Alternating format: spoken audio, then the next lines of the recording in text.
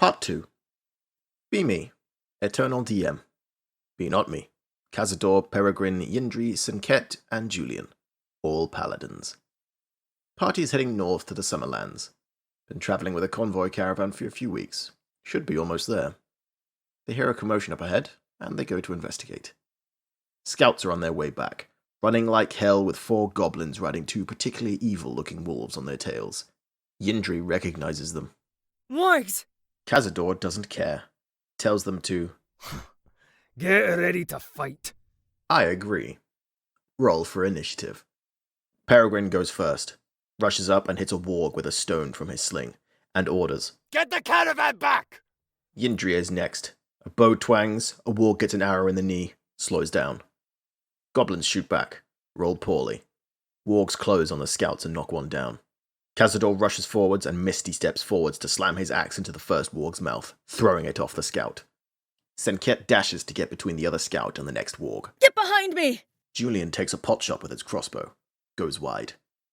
Peregrin draws his swords and jumps on the warg's back, kicking off one goblin and slashing the other. Yndri puts an arrow past him into the wounded goblin's throat. Dead goblin. Floor Gobbo aims for Kazador's knees. Can't get through the armor. Warg goes for his throat, gets his arm instead. Other warg and its gobbos go for Senket. She takes some serious hits. Kazador removes the warg's ears with one axe and a chunk of its chest with the other. Senket gets mad. Eyes glow, and a searing smite turns one goblin's chest into a smoking crater. Julian puts a bolt into the wounded warg. Drops it. Peregrin rolls with the dead warg and hits the grounded gobbo in the back of the head. Out cold. Yndri misses her shot. Warg turns and tries to get out of there. Kazador turns and fries the warg and his rider with a blast from his jaws. Senket and Julian bring it down with crossbow bolts. Some laid-on hands patch up Kazador and Senket. Kazador is confused as to why the halfling has one of the goblins over his shoulder and is setting a pot on the fire for tea. Ken you wee scunners are hungry, man, you can't even scoff Groby. Yes, he is extremely Scottish. Oh, I'm not gonna eat him. There's not enough spices in the world to make it tasty. I'm making some tea for the both of us. Why are you making the overgrown green rat tea? Yndri asks, still confused. It's almost tea time, and tea is the best time for chatting. So you're going to interrogate him? I've never seen tea used as a torture device.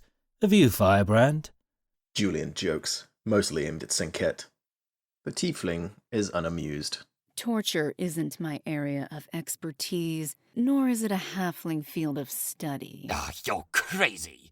I'm just gonna make him a cup, ask him a few questions, and send him on his way. Peregrin explains as he pours a couple mugs and waves one under the goblin's nose to wake him up. Something smells good, Gobbo murmurs as he wakes up, then starts and looks around, freaking out slightly when he realizes he's surrounded by paladins. Oh, Zog! This ain't Acheron! Nope, you're not dead yet. Want some tea? After some conversation and some channel divinity-assisted diplomacy rolls, they figure out the gobbo, named Runtgut, is a part of a rather large goblinoid war host that controls the southernmost parts of the Summerlands, based out of an old abbey and led by the Boss. The Boss apparently just recently took control of the pass by taking over one of the old dwarven watchtowers, and sending his son with some forces to catch any caravans coming through. The party decides they need to take back the watchtower before the caravan moves on. Kazador wants to just march up the road, killing everything. The party convinces him to take a subtler route. Runtgut mentions there's a back way around that the wolf riders and bugbears would take to flank. He could lead them there. Arguing ensues. Peregrin trusts him. Julian and Senket are being pragmatic about it and think it's probably a risk worth taking. Yndri and Kazador are flatly against it.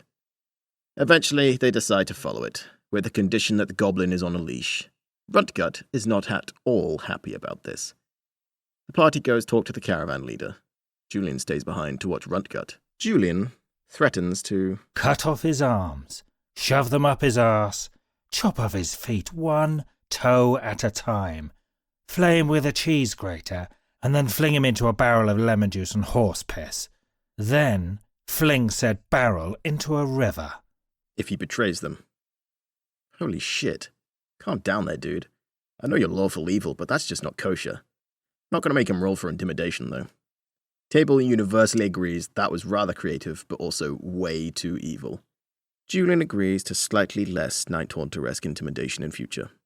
The rest of the party meets with the caravan leader and convinces him to wait until they clear out the watchtower. This is getting long again. Gods damn it. Gonna need a part 3.